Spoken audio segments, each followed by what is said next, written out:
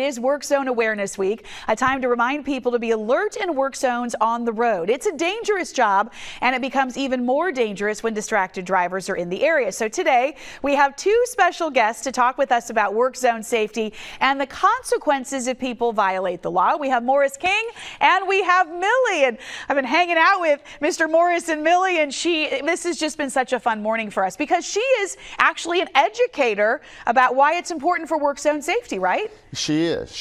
Millie is the mascot for the Work Zone Safety campaign here in Alabama, and we use Millie as kind of a hook to get people to pay attention, and that's what we want them to do in the work zones, pay attention. So the education part that you're speaking of, we have developed a coloring book. It's called Lessons from Millie, You Play a Role in Work Zone Safety. Millie is the primary character in this coloring book, and Millie's in different scenarios in work zones. So Millie and I will be traveling around the state later this spring, into the fall, and into next year, talking to fourth graders. Now you might say, why fourth graders? So we've educated our workers, we've educated the drivers, and now we're going to educate the passengers and teach the children how to identify a work zone, when they're in a work zone, the do's and don'ts inside of a work zone.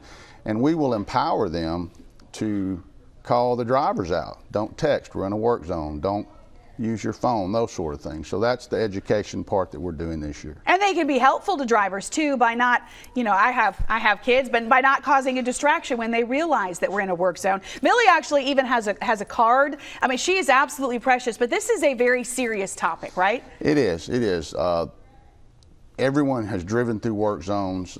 They're all over the state, and we lose people every year in work zones. In 2022, we had 18 fatalities. There was 511 injuries and over 1,900 accidents.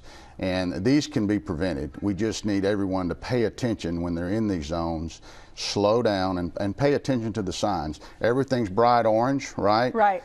We're trying to make you aware that these people are working here. It would be similar to you and I sitting here, and all of a sudden a car drives by 4 feet away at 55, 60 miles an hour. Sure. Not a fun situation. No. And it's understandable. Work zones are, you come up on one as a driver and all of a sudden things are different, right? Like the lane you were planning to be in is closed, or you have to do some merging. So you really have to pay attention. You do. And one of the biggest things is lane changes. We see the lane ends in 1,000 feet. When you see those lane change signs, change immediately. Start merging immediately. That's when so many accidents occur, because people get to the very end and then they try to make a quick shift.